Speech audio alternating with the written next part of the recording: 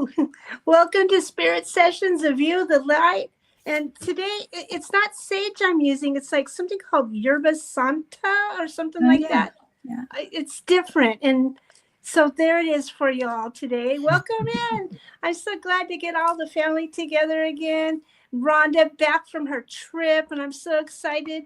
But today our show is so special for me because I'm following the Divine Feminine awakening theme of that I find that's every year about this time. Oh my goodness, I find so much energy like that. And why I have Dr. Amber Mele'ha Wolf here is because on my awakening journey, when I was first told to go get a Kryon book, that's where I started. And it was the second book. So that's how far back I went. And then she goes, my teacher says, oh, yeah, but that's just the second book. You got to go back and read the first. And by now the third is coming out. And it's like, woo. So I loved all that. And then finally I got the internet. And Amber does these beautiful meditations at the beginning. That alone was so profound. Not only Kryon's message, of course, but just that meditation, that feeling myself in the chair, and it's just, that's it. Goosebumps. I'm still feeling them, even down to today. So, Amber, you have influenced me so much. And anyone, all of our friends out there in our family, if you've ever heard of Lemuria and are interested in that, if you've ever heard of the Dragons of Mu, if you've ever heard of the Pleiadian Star Mothers, well, come on in, because this is the show for you. But before we start, we always start with a card for the week ahead. And Amber, would you do us the honors of bringing us a very special card? I would love to do that. I am really drawn to the Earth Dragon, and the Earth Dragon's name is Amorahane. And as I brought these, first it was the course, the dragon course. As they came through, they gave me names that were kind of unpronounceable until I really got the essence of them. So these, and they also have wonderful light language glyphs. Oh, nice. Make sure the camera can focus on that. Yeah, there we go. Love it. Yeah, so that's on the cards. And of course, the Earth Dragon is all about this beautiful planet that we're on, but also about this planet of our being, and how we take care of this is how we take care of that. So I'd like to read you this invocation to the Earth Dragon. Human of Earth, join your voice with mine to heal the magnetic field we align. From her core to sky, let our spirits blend. Restore the balance, repair and mend. Whisper with me, balance the flow, mend the field, let the energies glow. I am Gaia's sweet oasis in space. We protect all nature by design. Together we rise, together we bind, earth, magnetics, peace entwined. So beautiful. So beautiful. And this is your new deck that will be coming out soon. The Dragons of Mu. You saw it here first, guys. Yeah, you really did, because they're arriving on my doorstep in about an hour. So, oh my goodness. Oh, yeah. So beautiful. I'm very excited about these. They're I never was really a dragon person, and so many of the women in my circle were, but it, I was like the Oriental style dragon for good luck and good fortune, and like that, more than the sort of the old European style that was being slain by the valiant heroes and blah, which is all very metaphorical. But I was feeling into what my next thing should be that I brought through, and dragons I just kind of was like, well, I'm not really that person. Why should it be me? And then I woke up one morning with a very clear message from the Star Mothers, not the dragons. Oh. You need to do this. You need to do this. And that was right at the beginning of January. And I knew we were coming into the year of the dragon. Yeah. And so I said, okay, just let me know what, just give me enough information that I can create something that people can resonate with. So they talked about the dragon wheel, and we know from going back to 2017 in Lemuria on the Big Island, when John Ryan, who lives in Ottawa, hosted an event called Return to Lemuria, and I was there to be a presenter there, along with Lee and Kahuna Kalei. And so we were, all three of us, on the stage. Kalei did a blessing, I did a meditation, and Lee started to do a Kryon channel. And while he was doing it, you know, as Kryon says so many times, my partner's not going to like this. Hasn't he? Haven't you heard that? My partner's not comfortable with this, or my partner's not going to like this. But he started to talk about the teaching wheel, the Lemurian teaching wheel. And the information from that came through in 2 channels there in Lemuria. So Lee took that into a bigger place. Probably a year went by before he started, no more than that, several years before he created the teaching wheel course. And we were, interestingly enough, right before COVID, before we stopped traveling, we were, I think we were in Austin, and Monica texted me and said, Lee and I want to meet with you. He has something to tell you. Ooh. And I was like, okay, what's the boss going to say? Uh-oh. Yeah. So what he told me was that he had been awakened a few mornings ago at 3 a.m. and he just kind of growled like, who likes that? With this information for me, from the Star Mothers to Kryon, to Lee, to me, to create the Shamanic Teaching Wheel. So that's how that came into being. And so it's a 5-spoke wheel, just like the Lemurian wheel. Yeah. And the spokes are the same. Well, the spokes are not the same. They're similar. They're earth, wind, fire, water, and culture. And so the Shamanic Wheel, Teaching Wheel, took me about 2 years to create. And the hub of the wheel is the golden U.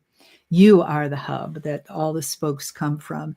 And then the outside of the wheel is how we connect with the world. So the wheel is just, it's so fascinating because who thinks of this regularly?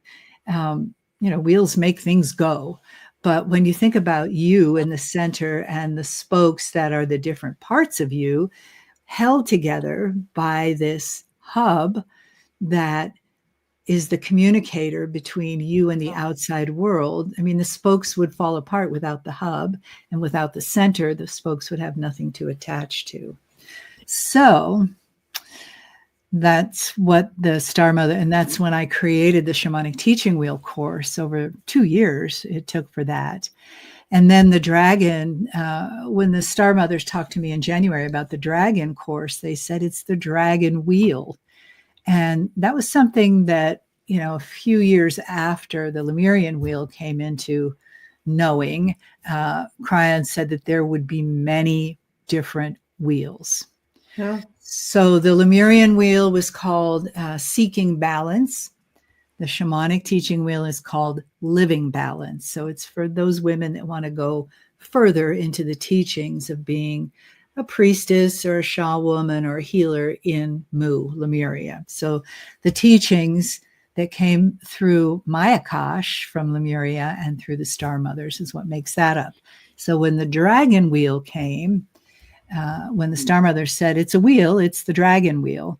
And as I say this, I realize they haven't given it a name. Maybe they're waiting for the cards to get here. Who knows? I don't even try to second guess. When it comes, it's here. So I started with the first. Okay, I said, okay, what? And they said that the spokes were named the same. And so earth, wind, fire, water, culture. And what came through, why it's wind, is because air is stagnant. Air is just there. Wind is movement. Okay. So sometimes it's a breeze, sometimes it's a tornado in our lives. So, and the interesting thing about culture is the culture dragon is the rainbow dragon. Ooh. And she is the one that heals all of our disconnection from ourself, all of our buried, shameful pieces, all of our past lives that were not good, all of our this life that we feel guilty about something. And it brings them all together and acknowledges that all of the parts of the whole are valuable and necessary. It's like it's harder to get around with one leg or one arm, that all of these parts need to be blessed and welcomed. And so all of the parts that we have struggled with and do struggle with, all of that needs to be welcomed to the table of the Rainbow Dragon and celebrated. And we don't do that so much in our life. We always want to fix stuff. And it's not that we shouldn't try to continue to grow and to, reach new places in our physical, our emotional, and our spiritual being. It's don't fix it because there's something wrong with it. Explore because it feels exciting. And that's like the dark side and the light side. And I think that we mostly have been given the message, raised on the cereal of, you don't have much value. And I mean, that's my mission and passion, is to bring that value back to women everywhere, the divine feminine. Yeah. To appreciate what we have and who we are. Yeah. It's like society as a whole doesn't appreciate women, who they are, and what they contribute. Yeah. All you have to do is listen to the political campaigns to realize that. It's all about money and it's all about power, but it's not about the women and what we can do for them to help support the world, because let's face it, we support the world. Of course we do. There's no birth without us. There's no world without us. This body can create another human being and feed it. That's a miracle. And, men's contribution, a little seed, a little tiny seed. And to replace the human population, you need a lot of women, but you don't need a lot of men. For real. Sorry. Yeah. Not that I don't have anything against men. I love the men in my life, and I've been married to a few men, and my son is a man. So it's not that; it's what they were taught and what we were taught. It's been. And how do we step away from that as what controls our thoughts and our actions and reactions and responses? And how can we, each one of us, because it makes a difference for each one of us to have that awareness that, we are sacred, powerful, and worthy of every good thing in this world, that we don't have to be given it, that we have it within us already. I think that's a very important thought I just was thinking about on the train back from Vancouver. That's what I want to see in my political leaders. How they value women is how they value all the rest of society and all the rest of humanity. And if they don't value them and put them first in their campaigns, put them first in their agendas, then they're not putting anything forth except for money and power. And that's greed. Yeah. I don't know if there's a person born yet that has those qualities for a leader. I Well, just not one that can make it up to the top. No, because I think no. one begets No, a because it's kind of a ruthless thing that you have to do to be there. And yeah, and that's even not, the females. A lot of them have really good high hopes and really good, but when they get there, they go, "Oh my gosh!" yeah, It's a big thing, though, to clean up and to change. There's so many things that have just been passed down to us that we all accept, like this yeah, is real, and it's yeah, absolutely not, and it's ridiculous. But what do? yeah. You know, you got to change everything, or can you just change yourself? You know, a little bit of both. I think, yeah. And if, you're around younger people and they see how you are and understand, how women should be treated. One of my pet peeves is telling women who get, accosted or raped or whatever because of the way that they dress. Oh, Like, yeah.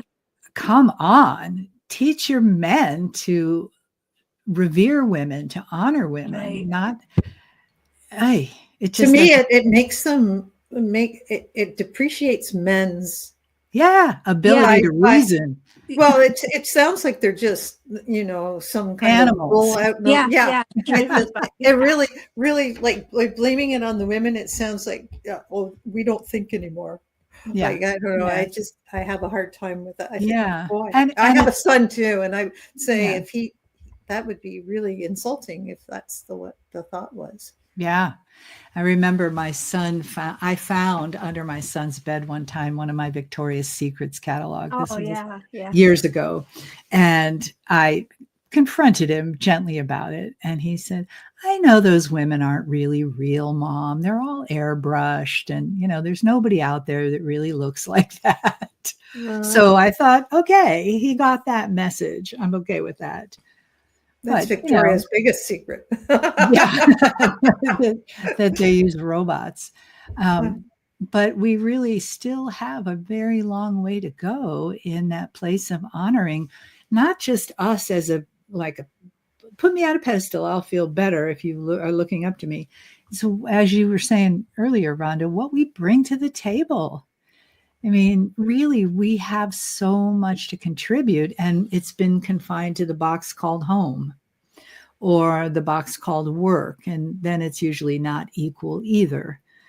We get paid less. We're the last ones in line for whatever. And I think that's one of the reasons I couldn't stay in that world, in the 8 to 5 world, there is so much of that. And, when you think about women who first broke through the glass ceiling and, went to work in corporations, how were they dressed? They were dressed like men. That's right. In business suits and big high heels. They didn't go in there dressed like a goddess. Like, this is what I bring.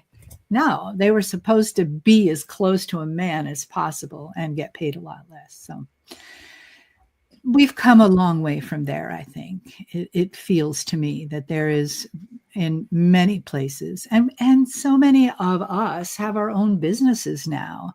So we're not competing with men. I mean, it's not that environment. It's not, the competition pushes people away, and we need inclusion. Everybody has something to bring that's different.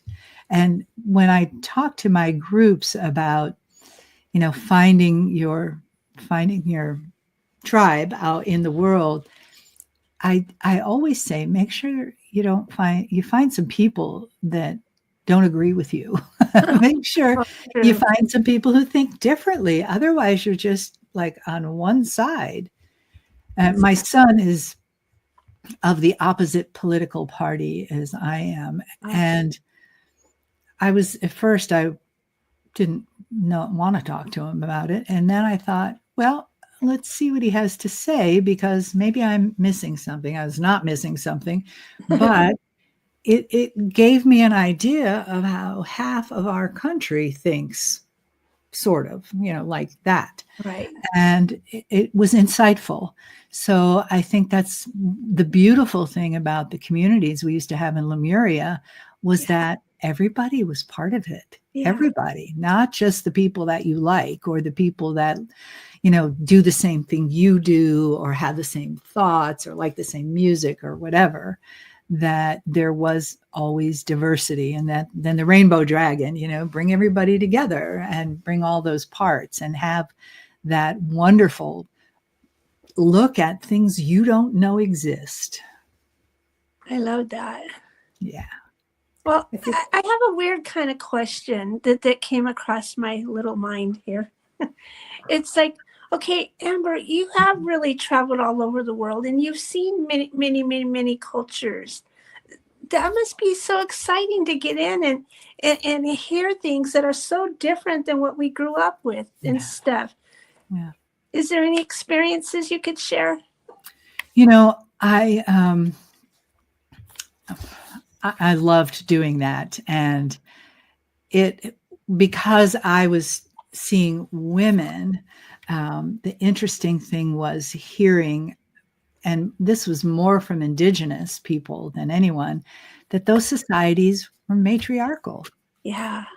And it may look like the shaman was the guy out front, you know, but it was because the women don't need to be that. They're just fine in the circle of power right behind the guy. Mhm. And they're saying, now say this. Yeah. And Yeah. there is an honoring that you don't see in other places. Now, some of the more modern cultures that have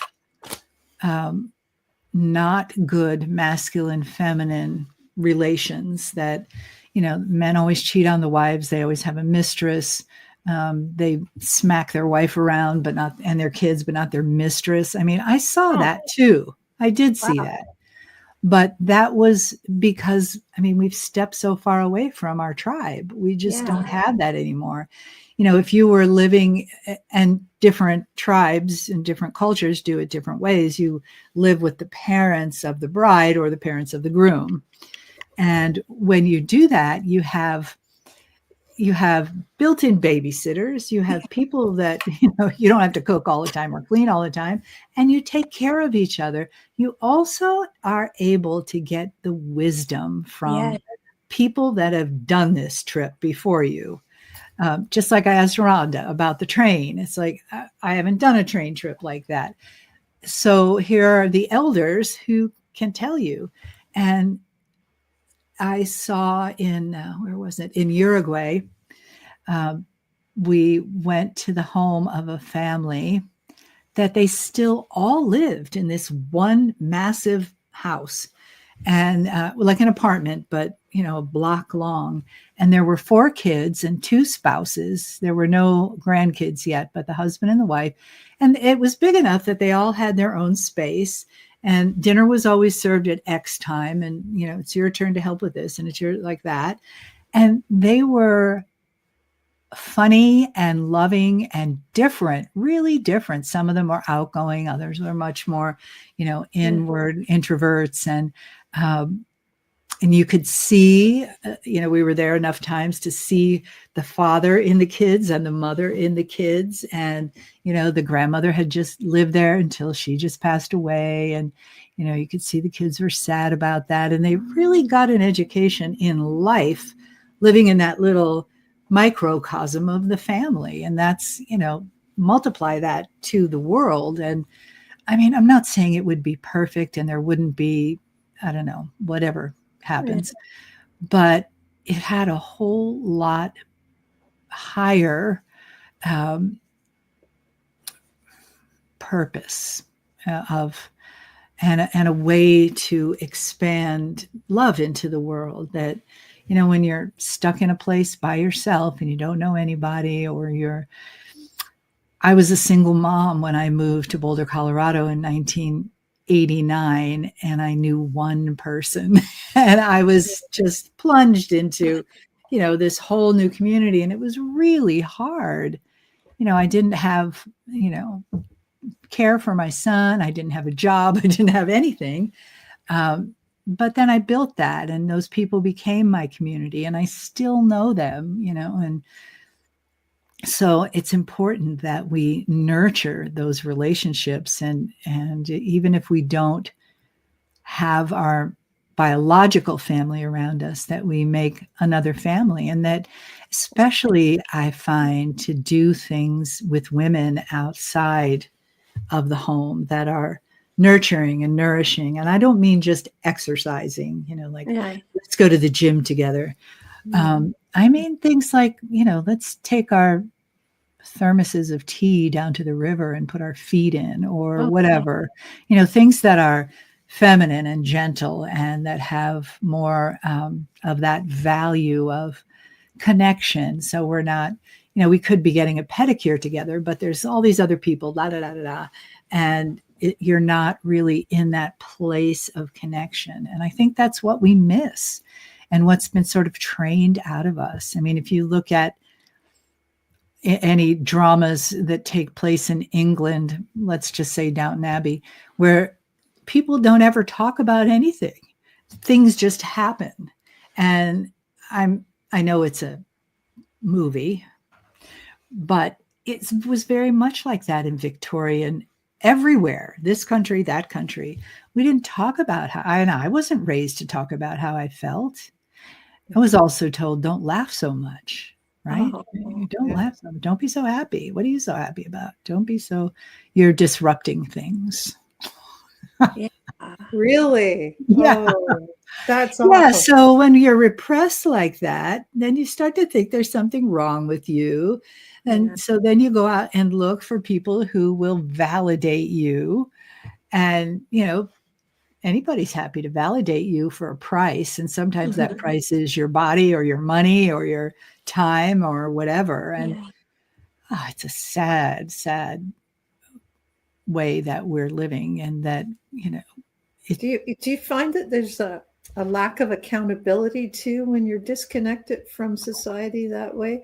Like not only accountability, but accountability for being happy, accountability for your emotions, accountability for all sorts of things, that because there's no one there, you just don't have to try.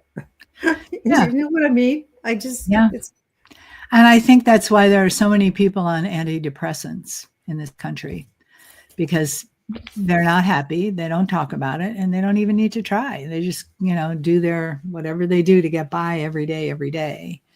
I know there are a lot of younger people that are in that place, but there are also ones that are making noise and making good changes for the world. I see on the internet all the time that disposable fashion is our biggest pollution right now. Yeah. And a guy in Australia said the average person buys 65 pieces of new clothing a year. Wow. I was like, what? Not in my house. No, but then think if that's the average and you're buying, let's say 20, who's buying the rest to make that average? Oh. And then throwing them away. And in South America, in the Andes, they've started dumping them up in the mountaintops. Oh. Huge landfills of used clothing that you can't do anything with. And then there are other wonderful young people that are taking that stuff and dividing it up into fibers and reusing it, remaking it. Yeah. And that makes me really happy.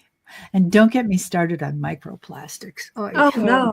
Yeah, that is amazing. So hard to get away from. Yeah, it is. So hard to get away from. I subscribe to a newsletter from a company called Blue Dot. And they're all about, how can we change the way we do things with plastic? And I asked them, what about those clamshell things that you get your lettuce in?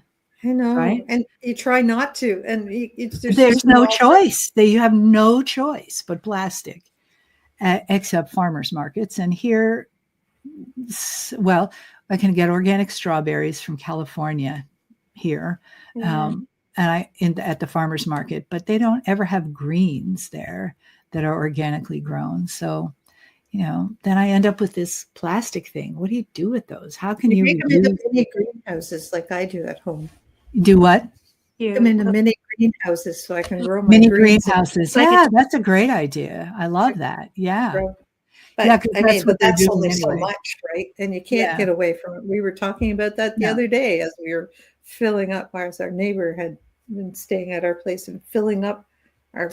I mean, he's buying good food, healthy food, but it's still organic. Put in these plastic things, and you're thinking, yeah, and some are not. Like the broccoli in my store is always all by itself. It's not in a container. The asparagus, not in. Many of the vegetables are not. Yeah. But the leafy things, like the easily, spoiled, decomposable, spoiled ones. And is it worth it? Is it worth it to, then what do you do with that thing? And every time I know when we have a big recycling dumpster here, every time I put that in there, I apologize because I know it's probably going to go to the ocean. It's not. What are they doing? Or in the landfill somewhere. They won't burn them because they cause too much pollution. But honestly, I think we can figure out how to scrub our stacks and make them not so toxic. Filters. There's no reason why filters couldn't. And why not use the energy from burning that stuff to power something? Oh, yeah. Exactly. Incinerators. I think they use them in the Norwegian countries all over the place. There's no place to filter. I mean, it's not. If we're going to keep using that much plastic, then we need to find a good way before, why aren't we taking care of it? So that circles me around to how we do or don't take care of ourselves, and what the Earth Dragon was saying about, we are connected. We are both living, breathing, interwoven beings, and how we take care of ourselves is how we take care of the planet. And I have a neighbor who buys 12 packs, I guess, of Coke, 2 at a time, and a carton of cigarettes every few days from the gas station closest by. And I saw her putting all those Coke cans in the trash one day. And I thought, I can't not say something. And she put them back in the cardboard container and put them in the trash. And the bin for the recycling is right next to it. And she was like, oh, yeah, sure. Like, no, didn't matter. Didn't think of it. Oh. And I didn't want to feel like judgmental, but I thought, well, she's drinking Coke and smoking. So how well is she taking care of this? So probably taking care of the planet isn't in her consciousness at all. It's sort of like, what the hell? Yeah, why not? Yeah. I'm not going to be here much longer. That kind of, and she wasn't angry with me. She was just like, oh, yeah, sure, I could do that. And so if we continue to, what do we need to do to take care of ourselves? And now that we're going to have more tariffs on imported clothing, that might be good because we grow a lot of cotton in this country, a lot. Exactly. And now they're growing organic cotton and making, there's clothes being made out of that. And when I lived in Colorado and polyester fleece came out, I was so happy because I could never, no matter how many layers of silk and wool I put on.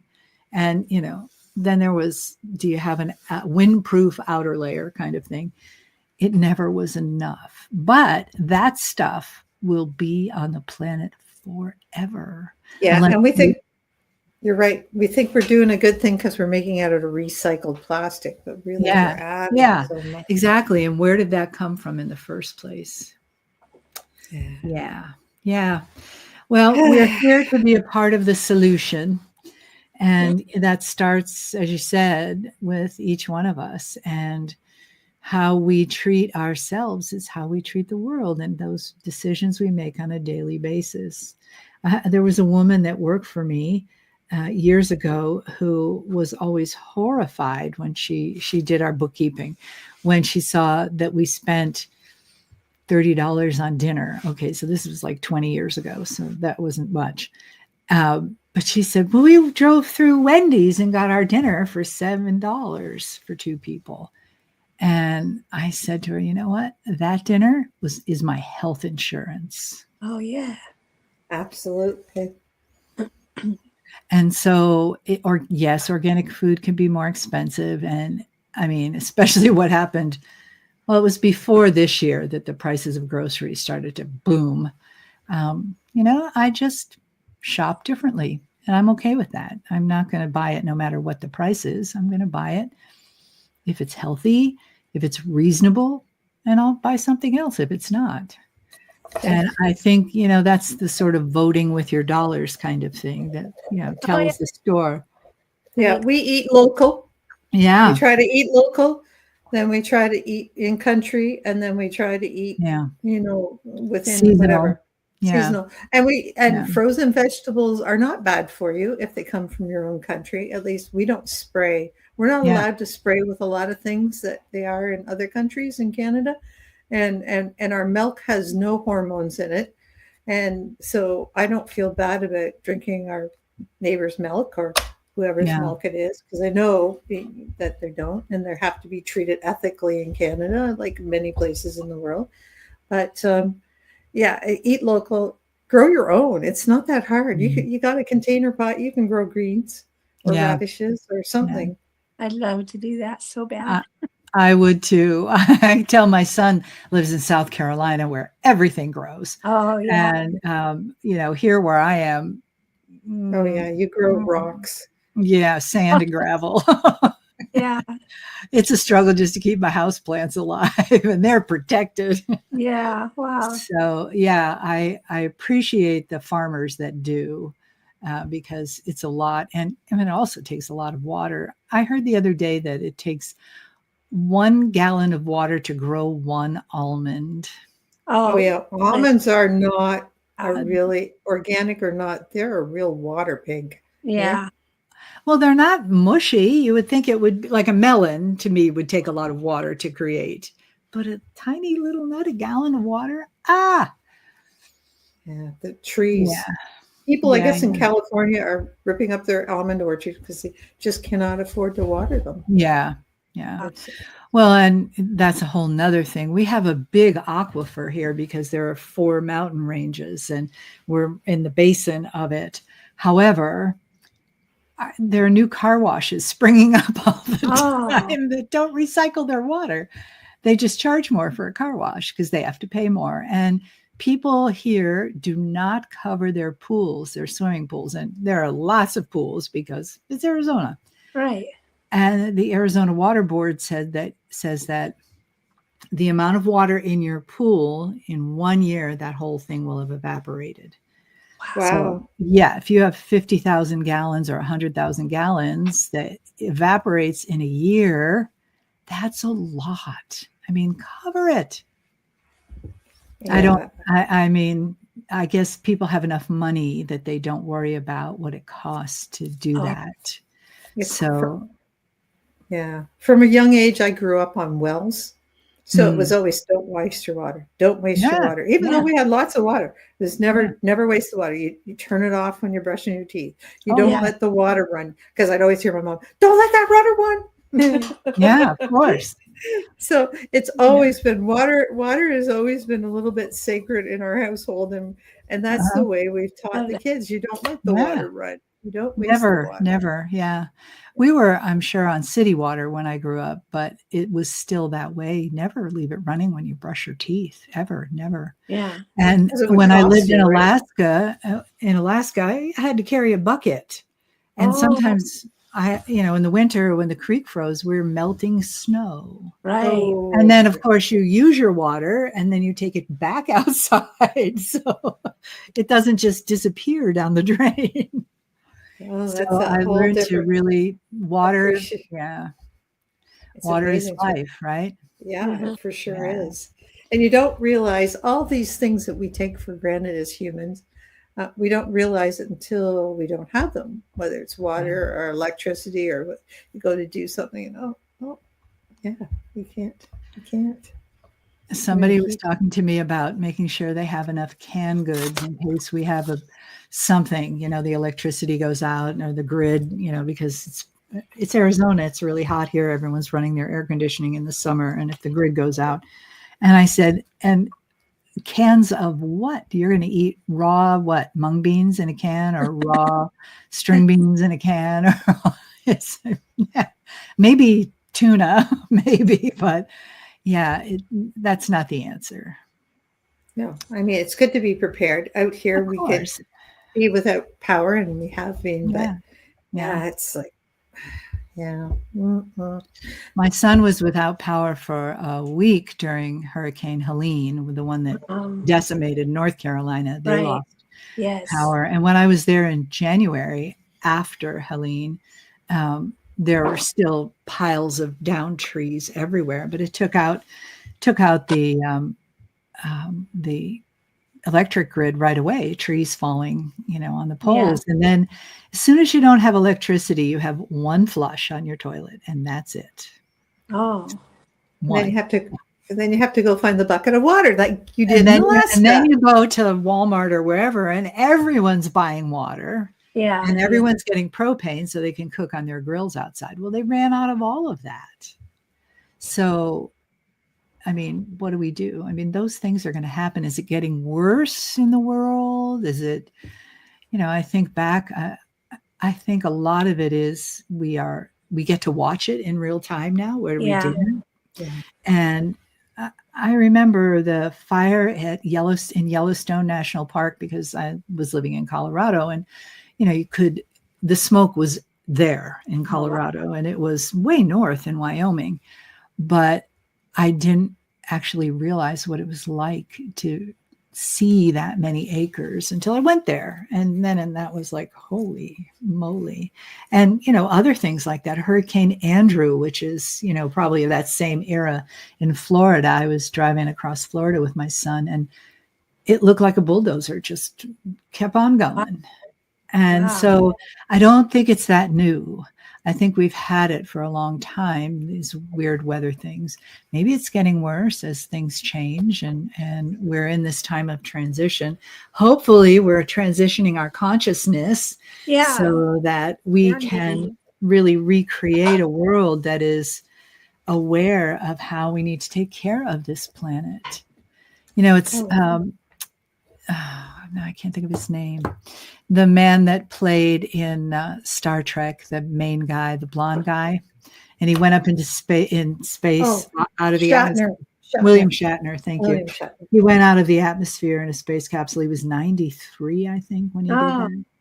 And he said, everyone that I've ever talked to about this experience of seeing the Earth from space has just marveled at, that. And he said, what I saw, what the feeling is that this is a really very fragile situation.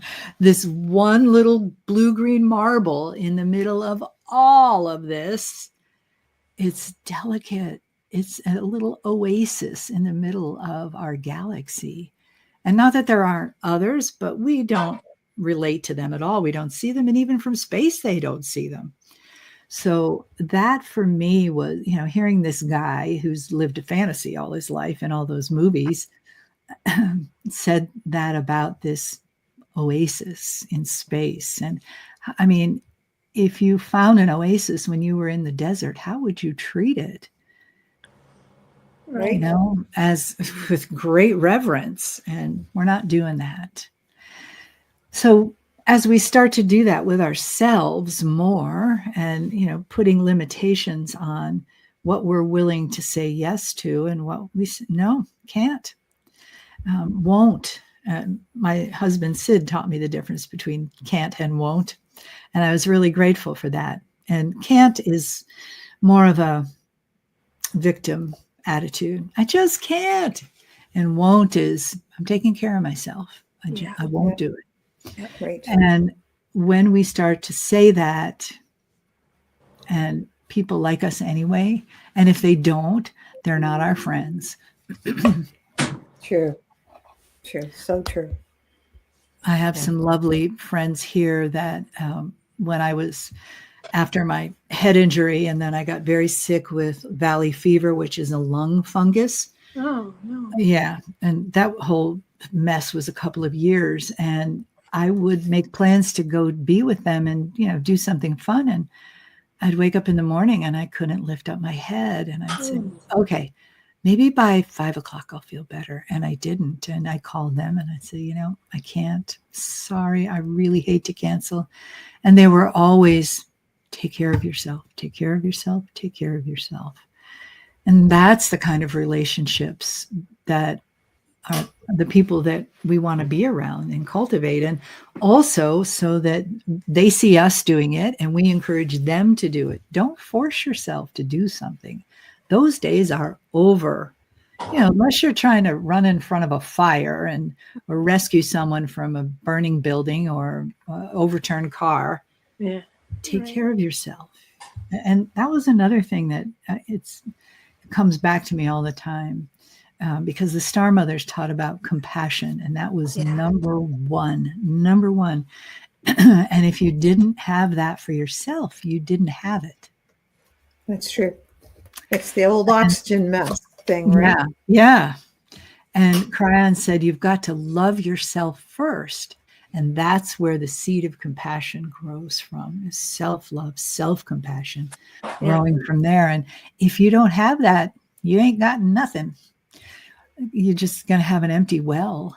One of the CDs I made right after I got married. So I had a new husband and my son was adjusting to his stepfather and my business was, and I was traveling. I had to have a CD called Filling Your Well because I would empty mine completely and I'd be sucking mud from the bottom. Wow.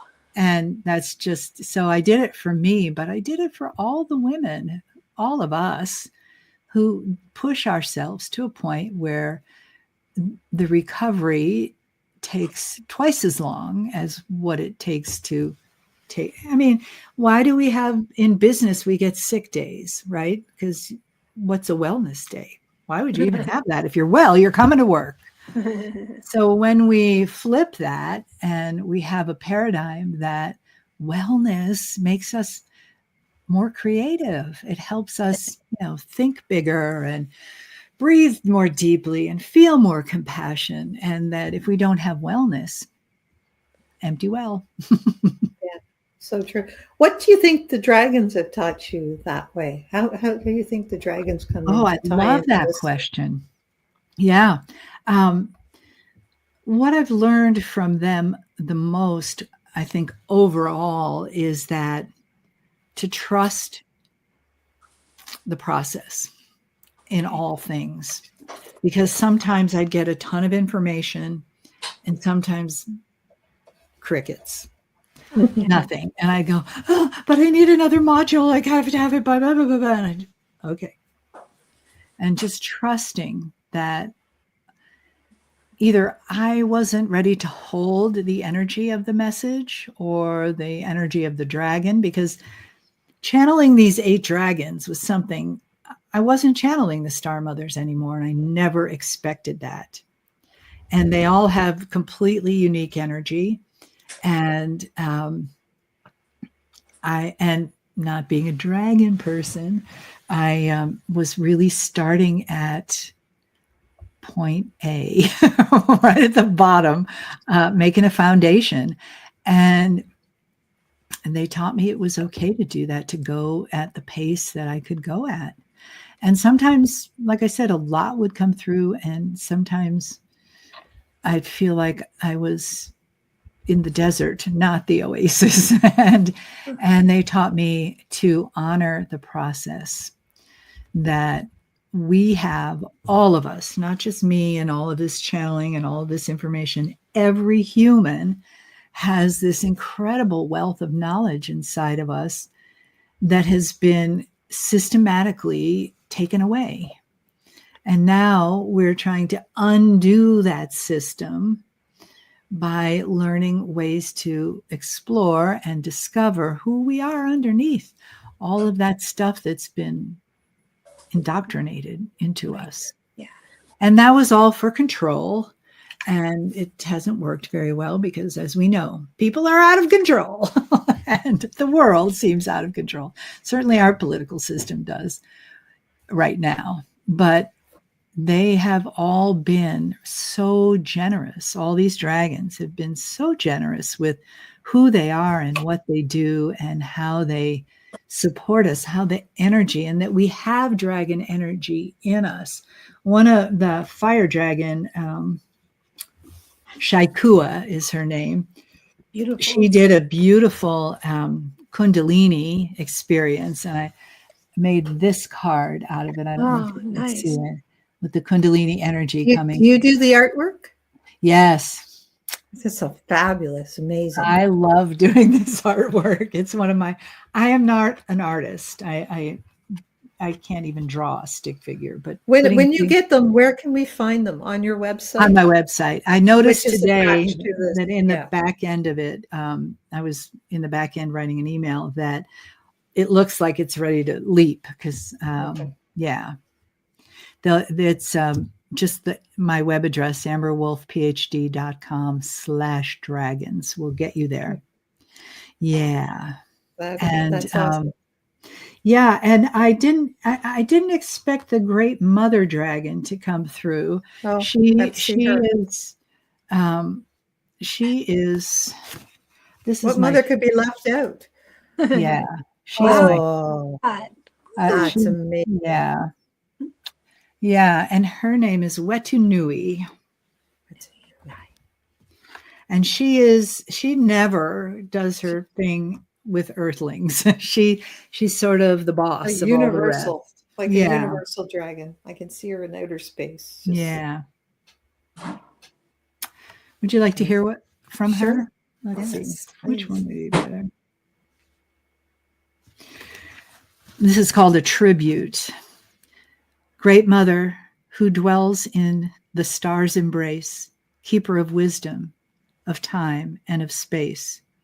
Your breath moves the waters, your wings shape the sky, a guardian eternal, both silent and high.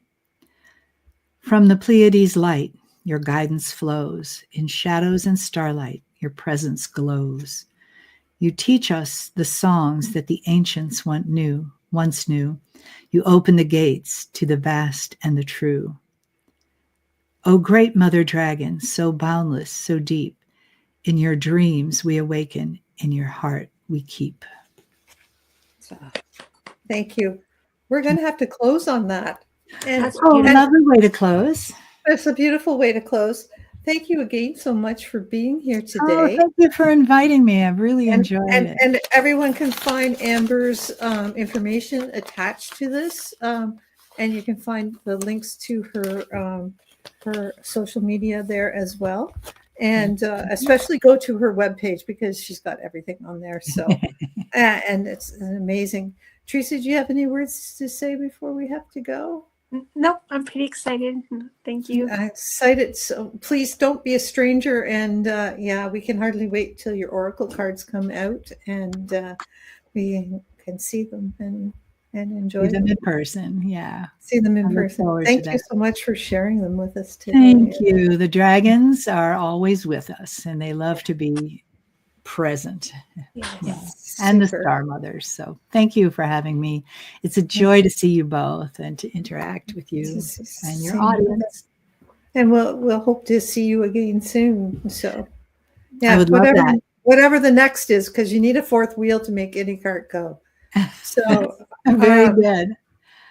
Yeah, I have a little inkling, just a little inkling. Okay, because we'll be right on that when you come out next. Thank you so much. Thank you, Teresa. Thank you, Rhonda. Big love to you both. Bye-bye. Bye.